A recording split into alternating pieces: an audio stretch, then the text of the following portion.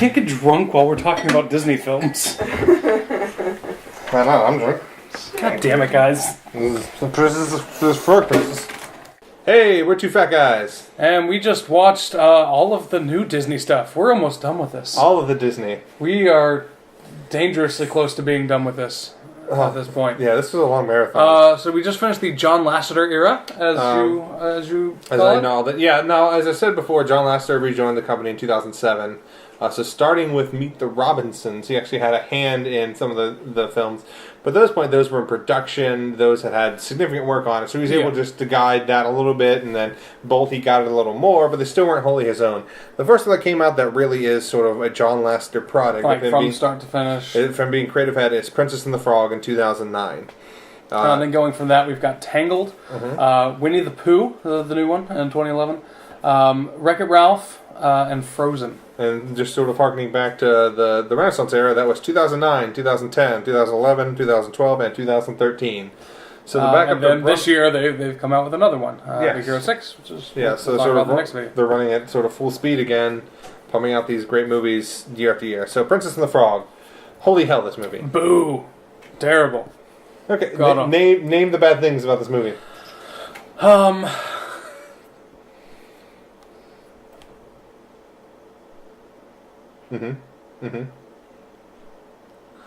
We're paying precious internet minutes for this. The reprise of Friends on the Other Side is not long enough. That's fair. Okay, that's fair. That's a terrible complaint. Yeah, this movie sucks then. Never mind, let's move on. Tangled, so. When your only complaint about a movie is, hey, this really good thing... I want more of it. That's a good sign. Yeah, that's true. Leave them wanting more. That is the exact problem you want to have in a movie. This shows that John Lasseter realizes that they did everything right in the Renaissance, and he's like, "We're just gonna do that again." Like, wow, you're gonna do like a princess story? Like, we're gonna do it all again, just everything again. Yeah, and you're just gonna tell good stories, good animation, great animation, good songs, just all put together beautifully. Also, can we have anyone who's not white? Anyone who's not white? Sure. Oh, you mean like Asian? No. Oh, Native American. Come on, guys. Princess and the Frog is phenomenal. In addition to being an absolute love letter to the sort of the Renaissance, but also classic Disney. Yeah. It's gorgeous. The songs are incredible. Friends on the Other Side is it's a real strong contender for me for one of the best Disney songs. Are you ready? I'm not. Oh. I want to bum a little more. All right, continue. No. Yeah, it's absolutely fantastic. Keith David is the villain in this. Dr. Facilier is one of my favorite villains. Not just in Disney movies, I think just ever. Like, he's awesome. Timothy Spall is back playing Timothy Spall. Is Timothy Spall playing? I think so. If not, good on that guy. I don't know that's Timothy Spall. Well, he looks like Timothy Spall. He looks like Timothy Spall, absolutely. They just lifted the model from the... Yeah. It's like, alright guys, we're going to put tons of money in this, but we can't afford to do the henchman. So we're just going to grab all the animation from that Enchanted movie and throw it in.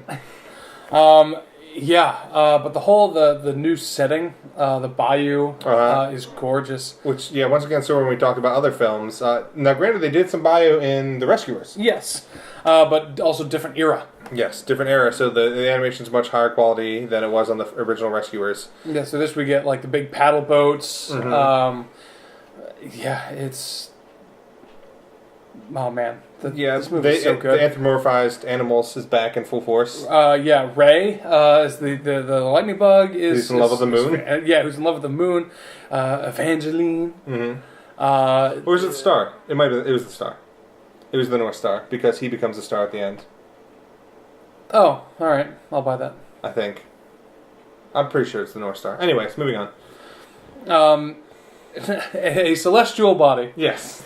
Girl, you got a celestial body. Just said to throw that out there. Say, if you're doing a Ray pickup line. Louis, the alligator. Yes, the trumpet playing alligator. So good. Is it Louis? Yeah. Alright, yeah. Because it's very confusing, because like, oh, are you Louis Armstrong? Like, nope.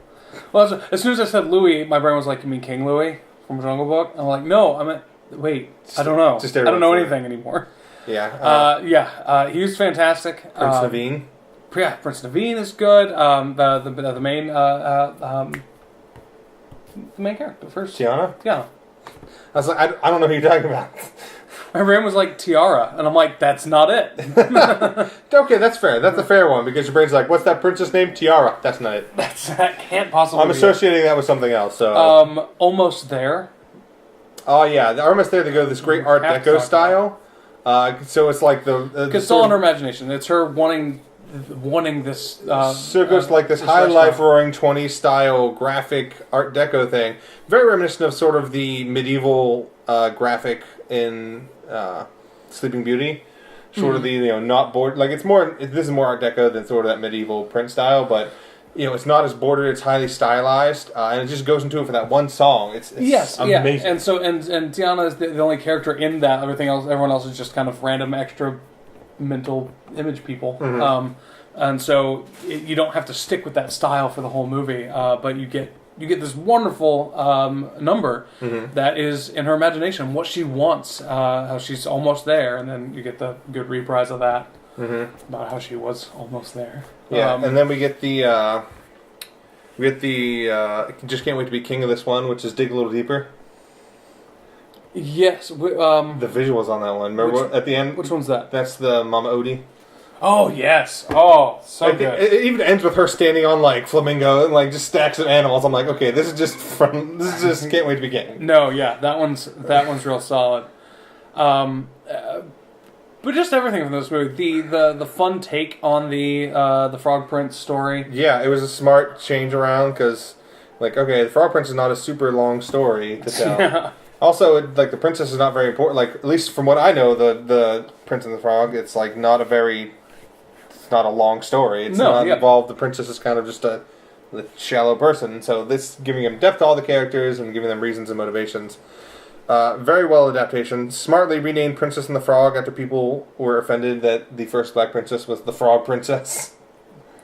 Yeah, really? It was originally announced as the Frog Princess, and people were like, "Oh, like why is the black man to be the Frog Princess?" Which I mean, I can understand. That kind of sounds like it's downgrading the princess. I guess I don't know.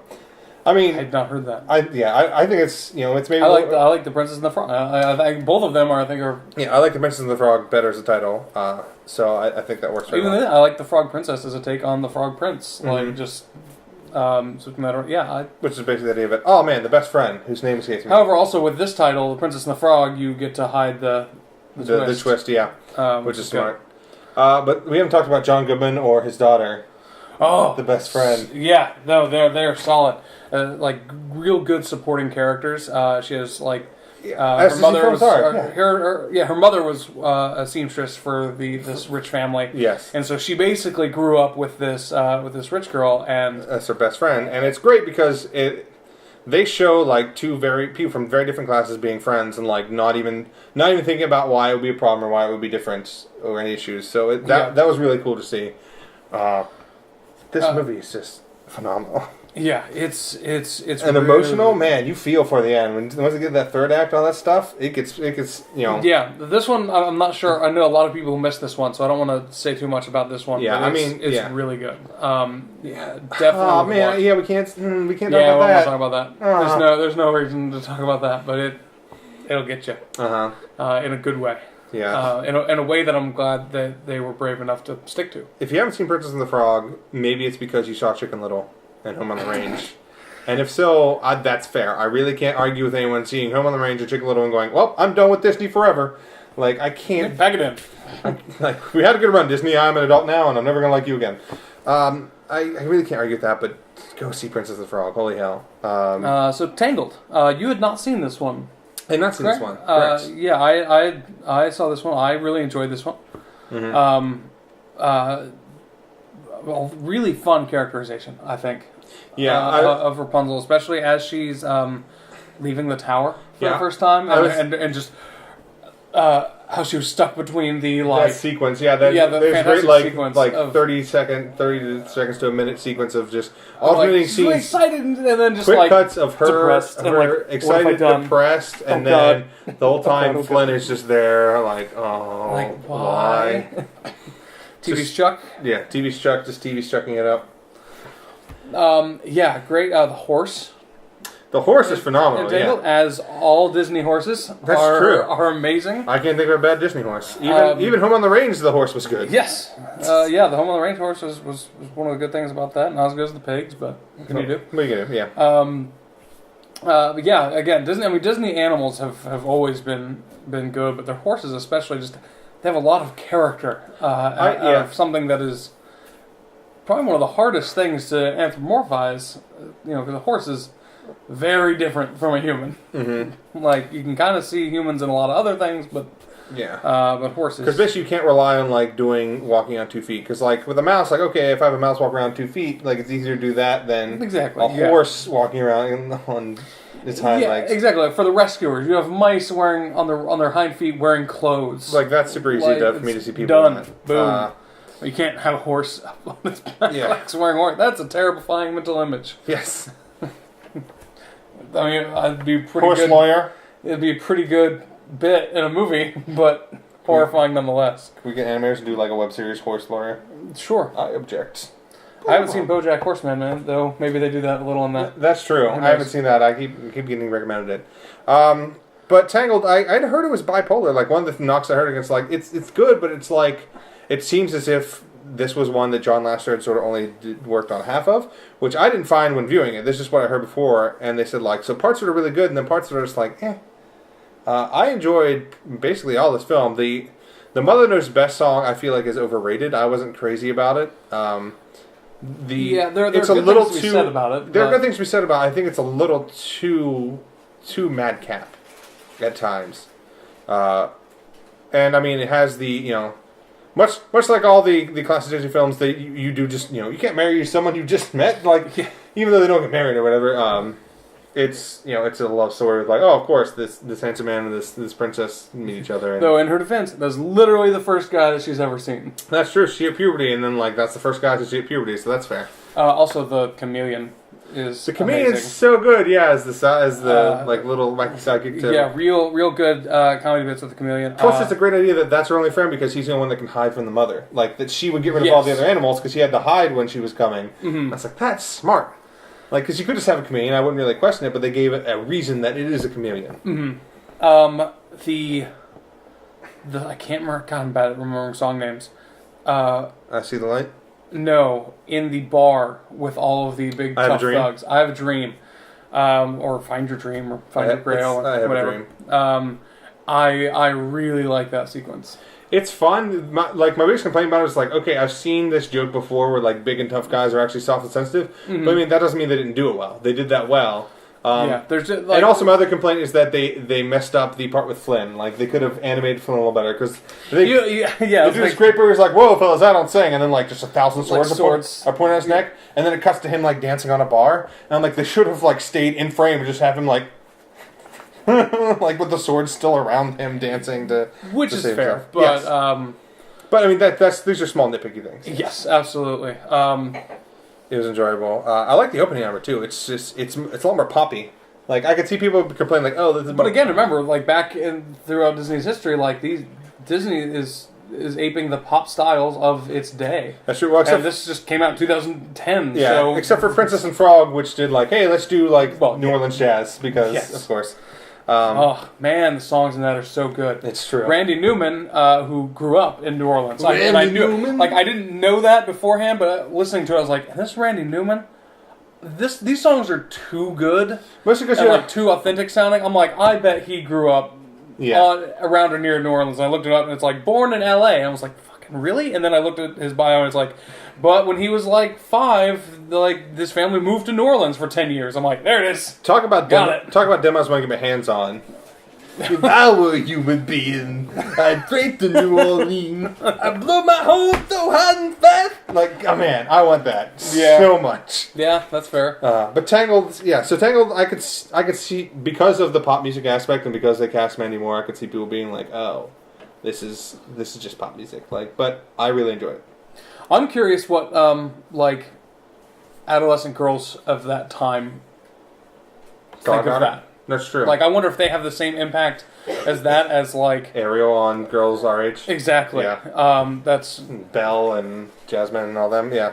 That's fair. I hope so. I guess it's true. It's like I don't know a whole lot of like how old they would be. Like they'd be like 17 at this age. Like I don't know a lot of 17-year-old girls. Yeah, Sam, don't try to meet a lot of 17-year-olds. No, it's okay. I just want to talk about Disney movies. The court has talked to you about this. I don't want to have to go over it again. Because I know young kids now are way into Frozen. Yes, but I wonder if there's that sect like 3 years younger. To be fair though, to me, Frozen seems like it's like all 9-year-old, like it's the younger girls. I don't see a lot of like teenage girls being like, yeah, Frozen, Elsa. Maybe they are, but also I don't know any teenage girls. Yeah. So Tangled. Moving on. Next year was 2 late 20-year-old guys. We do not have this information. That's good though. Yes, that is good. That means you don't have to feel bad about liking this video. That's true. I'm not going to be like, well, as all of the 17-year-old girls I know, they all really enjoy this movie. I mean, don't mind me, Sam. I'm just texting the police. Help. Winnie the Pooh. Winnie the Pooh. Holy crap. Yeah, talk about a turnaround in the sequel. So I enjoyed the original Winnie the Pooh, and we watched it for this marathon. And I was like, all right. But you saw our video on it. We were not like, woo, Winnie the Pooh. We were not like burning couches in celebration. They do that. And then this movie I heard like pretty good things about, and I was like, oh, those like people seem to like it, and they're like, yeah, it's kind of short. And I'm like, all right, whatever. Like we have a lot of movies to get through. That's fine. A 63-minute movie sounds great to me. Yeah. So and then we watched it, and holy crap.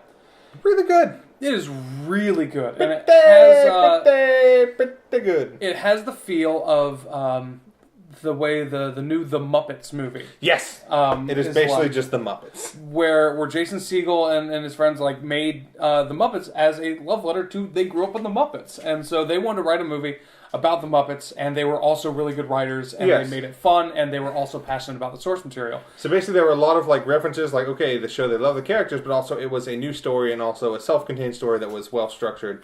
And Winnie the Pooh is exactly like that. Yes. This is our first appearance of Robert Lopez and Kristen Anderson Lopez, his wife, who are the songwriting duo who now are famous for Frozen. Yeah. Robert Lopez is also famous for Avenue Q and Book of Mormon. He co-wrote Book of Mormon along with the South Park guys.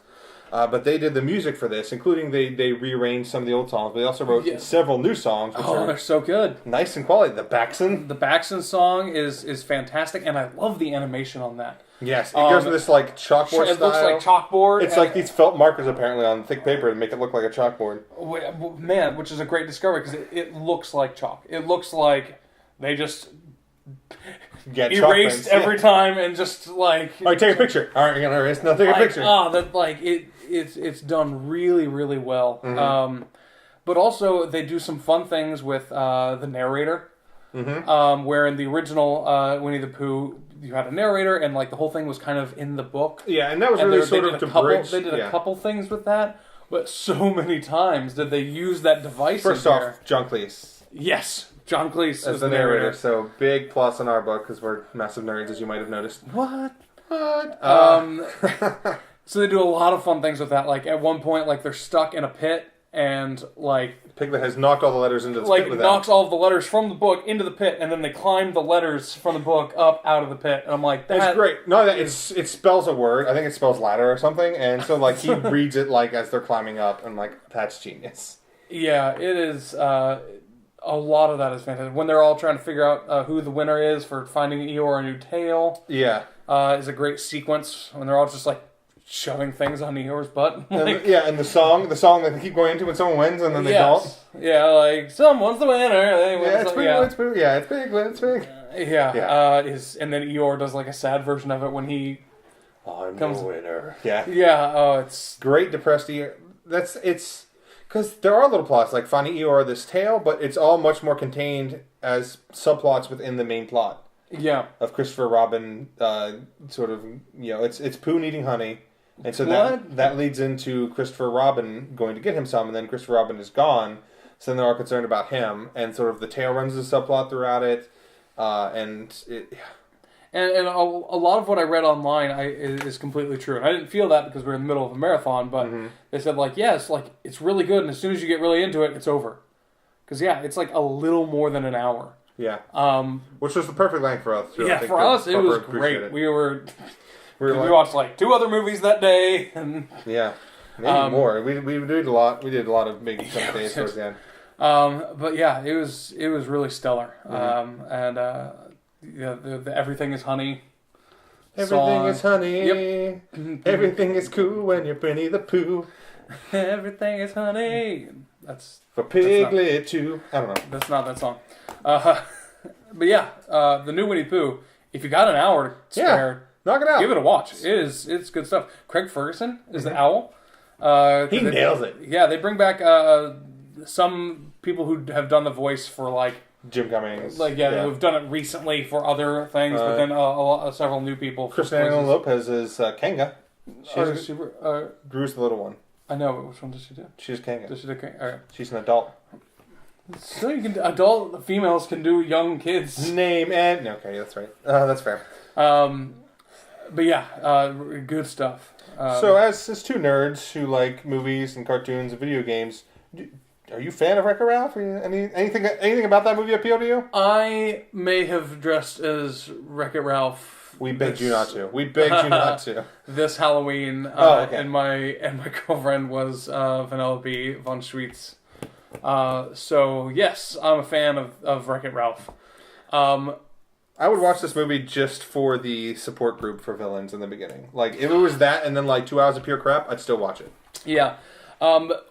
Interesting to point out, this movie came out the same year as Brave, the Pixar movie Brave, and John Lasseter is creative head of both. John Lasseter is the creative head of both, and it is very clear that Brave is a Disney movie made by Pixar people, and Wreck-It Ralph is a Pixar movie made by Disney.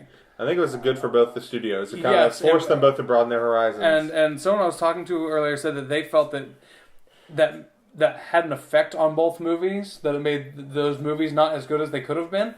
And I was like, I can see the argument. I don't know if I agree with it, but I can see that argument. But it definitely made both studios better, I feel. Yes. Because it is allowing them both to branch out something that they don't normally do. Who are you to question John Lasseter? Who the fuck is this friend of yours? Or is it Don Bluth? Because guess what? Your studio failed, sir. Yes, I was talking to Don Bluth earlier. He had a lot to say. Why didn't you mention this? This is weird. But yeah, Wreck-It Ralph, I think is just fantastic. And like Pixar movies, it takes just a fun premise and it puts a lot of heart behind it. Oh my god, yeah. Do we want to talk about any of this? How much do we want to... This one I feel like it's not as spoilery because it's a more... I feel more people saw this than Princess and the Frog. And it's a more traditional Act 3 break, and it's less long-lasting effects. Well, even then, without even really giving specifics, the kind of moment where things kind of turn dark, Ralph has to wreck things, and it's super sad. And it's heartbreaking, because he doesn't want to, but he's doing it to save someone, and they don't understand. So it's basically it's the equivalent of like someone throwing rocks at a dog to get them to run away. And you know it's the dog is confused and hurt, and the person doesn't want to do it, but like they're trying to save them, and it's just heartbreaking. Yeah, a lot of heart in this movie. That is, yeah. Why'd you get me thinking about that? Yeah, I didn't mean to. I'm mopey. I'm but mopey also, zoo lion. Yeah. A lot of if you're a fan of video games, there are so many Easter eggs in this. Yeah, but it's not a movie about Easter eggs. Like you could have very easily made this movie. Which I thought it was going to be. I thought it was going to be an I would entire, be fine with. Yeah, like 90-minute romp of just like winks and nudges towards classic video. It's like we have to Sonic's helping us out for this 5 minutes. Like no, now Mario needs to plumb something. Like like early on, I thought when they introduced the concept of game jumping in some of the early trailers, and I thought it was just going to be that. It was going to be Ralph jumping from game to game and doing all this stuff, but like trying to find out where he belongs, and then he realizes he belongs at home. Like something like that. Yeah. But really, he spends most of the time in a game world that is entirely fictional. So you see other games. There are 3 main game worlds that they go into. That the only ones they spend actual time in are 3 manufactured games that do not exist. Yes, which is a good call. Yeah. But also these games seem fun to play too. Like they seem completely legit. Like they seem like games of the eras that they come from, in the style that they're going for. The voice cast. So you have John C. Reilly and Sarah Silverman leading it. Are fantastic. But then you've got Jane Lynch and Kenneth the Page. Kenneth the Page. McBride. Jack McBride. Jack McBride, yeah. As Fix-It Felix and Jane Lynch, basically. Yeah, she has a name, but it doesn't matter. It's Jane Lynch. Jane Lynch. She looks like Jane Lynch. She's just like they designed her to look like Jane Lynch. She's Jane Lynch, and it's amazing. Mm-hmm. Alan Tudyk is King Candy, which swoon. As you know from many of our other videos, or ever talking to me ever.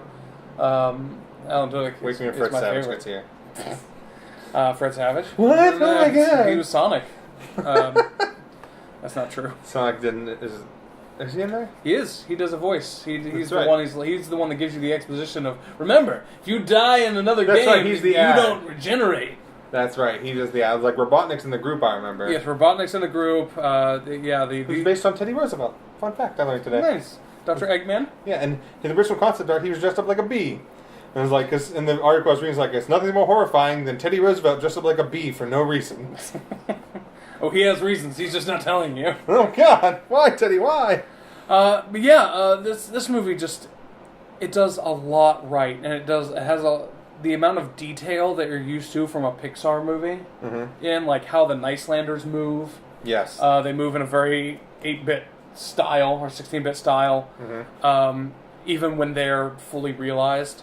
That and just the idea of of using the frame story of the arcade, yes, to represent becoming outdated and trying to find your place, and it puts the main character as a 30-year-old because they're like, oh, it's the 30th anniversary of our game. Yeah, like he's always been this age, but like it puts that little spin on it that he's 30. Mm-hmm. And he's trying to find his life. He's like, what am I doing with my life? He's like, I don't want to do this anymore, and he's trying to find his place which in this we world. Can't associate with at all. No, definitely not. That'd be crazy. No idea what it's like to approach 30 and question all your life choices.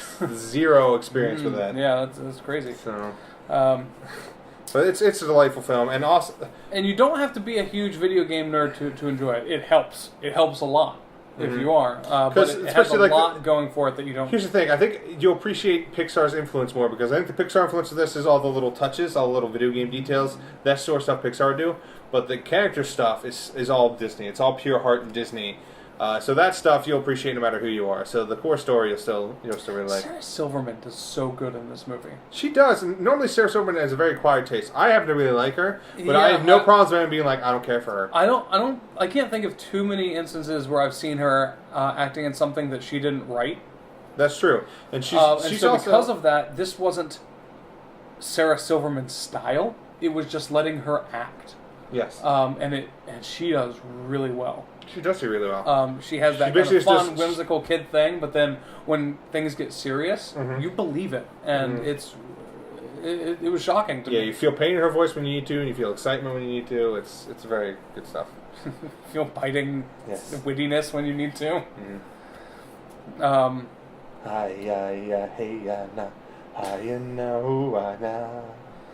Hey, nah. I don't know the rest of it. Please stop me. Please stop me. Nope, I'm going to let you go on through the entire movie. Frozen. A couple of you may have heard of. It's one of their small indie art house pictures. Okay, bets right now. What are the odds they make a sequel? 1 million. 1 million? The odds are 1 million? Yeah. Here's okay, a direct in-theater sequel, because, I mean, Lion King... Those things are doing. That's the thing. Like people are like, this is the biggest... a better question. People are like, this is the biggest movie ever. I'm like, clearly they're going to keep like milking this cash cow, but is it going to be in theaters? Because Disney Animated Studios has been very careful. Like they've released technically one sequel. Like Winnie the Pooh, you can consider a sequel possibly, and the Rescuers Down Under. Rescuers Down Under is definitely one, but Three Caballeros, whichever one came second. Three Caballeros comes second because two of them were in Saludos Amigos. One of them. Yes. Or the other way around. Whatever. So they're very careful about doing that. Like, there's definitely going to be more stuff from the world of Frozen. Absolutely. I mean, they're already in Once Upon a Time. They're working on it. Like, Once Upon a Time. They're working on a stage show. They're working on like an ice show. Now, as much as I feel pretty middlingly about Frozen. Like I enjoy it; it's a good movie, but I'm not a 9-year-old girl, so that all that excitement doesn't come. I would definitely go to see an ice show of this. Yes, because that's a great venue for that. Of all the Disney on Ice stuff, like this is about ice. It's called Frozen. She has ice powers. Yeah, that's like. Come on! One of your characters is an ice harvester. Like, yes. The whole thing takes place in a world of ice. So if they cross up a block in the middle and you can't skate there, be careful. Sorry. Elsa fell! Damn it! No! Show's over, guys. Yeah, like, I think that would be really good. I'm going to say there is a 38% chance that they do a in-theater sequel. That's all I'm putting on it. In what time frame? I mean, till... Within 10 years. Okay, I was going to say, I was like, to infinity, yeah, definitely, sure. In 10 years, yeah, I don't know. Yeah, it's rough. I don't know about what... It's not on their announced slate of things coming out, because they've announced, like... It depends on how popular things... Yeah, there are 3 or 4 films they announced in development with release dates and things, that this is not, sequel's not one of them, so we'll see how it goes. I don't think you need us to... Here's the thing. We are going to have a lesser opinion than other people have of Frozen, and it's not because it's bad. We don't think it's bad, but as we're not the target demographic. But as you know with me, I tend to... If I think a movie is held too highly, I will temper expectations. Even if I really like this movie, like I did with Frozen, I still feel like, okay, you don't need someone else telling you it's good, so let me sort of temper your expectations. The things I did like is, as everyone will tell you, it's great to finally have, it's a story about sisters, which they've not really done before. Yeah. And Lilo and Stitch. Yeah, that's the thing. Lilo and Stitch was amazing. Remember how cool it was to see that story? But they do a very good job of, they more specifically point out, like, hey, love can exist more than just falling in love with someone you just met. You can't marry someone you just met. You can't marry someone you just met. Like, even though she does fall for another guy, it's not like they get married. They're like, oh, okay, this could work out, and we like each other, but we'll see where it goes. But it's really about, like, I love my sister, even though we fight, and even though we have a lot of differences, like, I'm going to do anything I can for her. And that's a great message to send to young kids, and I'm glad that is the thing they're teaching people. The last half hour of this movie doesn't have any songs. It doesn't. We just talk about that for a second. Like, people are like, oh, the song's so good. Like, yeah, but it stops with the trolls, which people give the troll song crap, but you know what? Screw you. Who does that? Steve specifically. Well, Steve's the worst. That song's great. It's my favorite song in the movie. Steve can't handle whimsy in the world. Steve's like Kurt Vonnegut in the corner. He's drinking gin. No, that is my favorite song. It would be tied with... In Summer? No, not even. What? That was good, but I really like the I'm so bad at song titles. Let It Go. No, Love's an Open Door for the first time in forever. The troll song. What is the troll song called? The troll song, or Fixer Upper. Fixer Upper. But the one with Anna and her prince to be, their first song. Love is an Open Door. Love is an Open Door. I would like that song more if the prince didn't turn out to be a mustache. I'm going to talk about that one because here's the thing. When I first thought about it, you were saying like you didn't like that. And I was like, I think it's okay. Like it's fine doing that. But the more I watched it, I was like, no, it is entirely unnecessary in this film to have him turn out to... Because here's the thing. Because you could do everything at the end. Here's the thing, because with the Alan Tudyk character. Here's the thing: you could have him not be in love with her and just be marrying her to have her throne without him wanting her to die. Yeah. Basically, she can be frozen. He can come back, and he's like, "Oh, I need a true love's kiss," and he kisses her, and he's like, "I'm sorry, look like this is really about getting a throne." And he could even try. He could even think he likes her. He's like, it's not working. And then the whole thing about true love, it not being there. But the fact that he doesn't love her doesn't make him a mustache-twirling villain. Yeah, but he's like, I'm going to lock you in here to die, and I'm going to go kill your sister. Like, too bad nobody loves you. I'm like, Jesus Christ. Like, that is... And honestly, watching the film, I'm more and more convinced that it is a, 11th hour decision. Because... you pointed that out early on that I didn't even notice when they're going to get Elsa. Uh-huh. And how he saves Elsa. He saves Elsa, and then also, when she walks around the horse, he's not like... If he was a villain, they would have gone like, yes, a princess. He was like, that girl's super cute and funny and awesome. He was dumbstruck by her before the horse dumps him in the water, because horses are awesome, as we already covered. And so that is a huge strike against the film. And it was totally out of nowhere. I feel like an executive went, okay, since the Duke wasn't villain enough, we need... I mean, he does do an Arrested Development chicken dance, so... But basically all it is he's afraid of magic is basically his villainy. He's like, okay, we need someone to be actively against our heroine who's trying to hurt her. They feel like it was... And I don't think you do. You don't. It's very frustrating. Yeah. Because you could have done exactly everything else at the end, except change that scene where he leaves her to die with him trying to kiss her, or even not trying to kiss her, going up I don't love you. I'm sorry. I know I said I did, but I was just looking for a throne, and I'd be a good husband. And I liked you, but I just met you. Even if he does sincerely like her, you don't love someone that fast. Sorry. And that'd be a good way. Find someone who has loved you more. Do you know anyone who has been in your life for a long time that might love you a lot? Yeah. oh, the person up on the hill who's shooting ice everywhere? Well, let's go talk to her. Like, you could have had, like, one of the nameless thugs try to kill her at the end and have her save her sister from a nameless thug. It did not have to be him at all. There was no reason for it to be him. Yeah, I always forgot. Even at the beginning when we were starting to talk about this, I was like, yeah, this movie's alright, and then I always forget about that, and I'm like, yeah. Ugh. So that's sort of like just a dead weight in the middle of this movie that makes it very disappointing. Especially because, like I said, like that early song that they do, Love is an Open Door, I really like that song, and I like how they have the same philosophy on that. Like they're both really kind of giddy and sandwiches. I was gonna say that like because they do seem like they're right for each other, but they shouldn't get married right away. Like I do want to say everyone is right. Like they have good they have good chemistry, but don't marry them yet. Like all right, get to know them. Like I will say in defense of In Summer, people don't talk about it enough. It's an amazing song. Granted, it is. No, it's great. It's a list of puns, so of course it's going to just appeal to me. Do you know anyone that likes a long list of puns? A list of puns? A little bit. I mean, you like list songs and puns, but even together? Even together. Two great tastes. You got chocolate in my peanut butter. You got peanut butter in my chocolate. Oh, God. All the peanut butter and all the chocolate are mine. Curses. So Frozen, ask any 9-year-old what she thinks of it. Because all 9-year-olds are girls. I killed all the male 9-year-olds. God. Jesus. I killed all the promised prince was coming 9 years ago, and I had to give her all the infant males, so... That checks out. That does seem super villainy. It's true. I'm working on villainy. Also super, super villainy. Mm-hmm. But it's only after I act like I really like the infants, and I was going to be a friend to them. Okay, don't act like you like the infants. Don't. That's like, no, I'm going to be a good guy to you. No, I'm going to murder all of you. This is my... No. Fine, you just go friend 13-year-old girls, and then we'll come back and... I need to know what they think about Tangled. It's a weird thing to need. No, I just need her to come to my house and watch a movie with me. No, this video camera is just to get her reactions to it. What is the problem? Alright, so Big Hero 6. We're not doing Big Hero 6 on this video, are we? No, we're not. I'm just saying that's what the next video is. Oh, I'm done talking about these. Yeah, closing. You have to talk about closing. The last remake of Closing. Closing. It's about a Broadway show that doesn't last very long. No, it's Frozen, the stage or show. a Broadway show that lasts forever and it's finally closing and they don't know how to deal with it. And then they do a revival a month later. They missed. But yeah, so this is the marathon of all things that were released when we started this marathon. And we're leading up to Big Hero 6, which is a combination of both the Disney Marathon and the latest entry in the Marvel Marathon. Yeah, it'll be our first dual entry into our marathon. Until they get that Marvel vs. DC movie. Someday. It's only Deadpool, though. It's only Deadpool crossing over with all of DC. Deadpool and Ben Affleck Batman. Wild romp. I want that.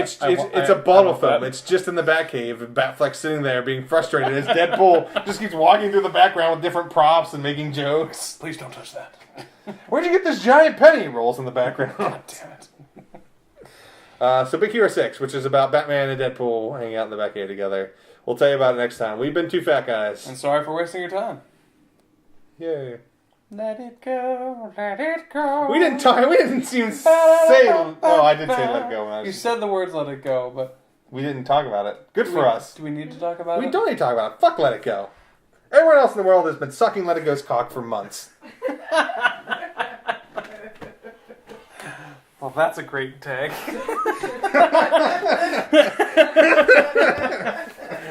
That will be delightful. God, I hope no kids ever watch these videos. Break all their hearts.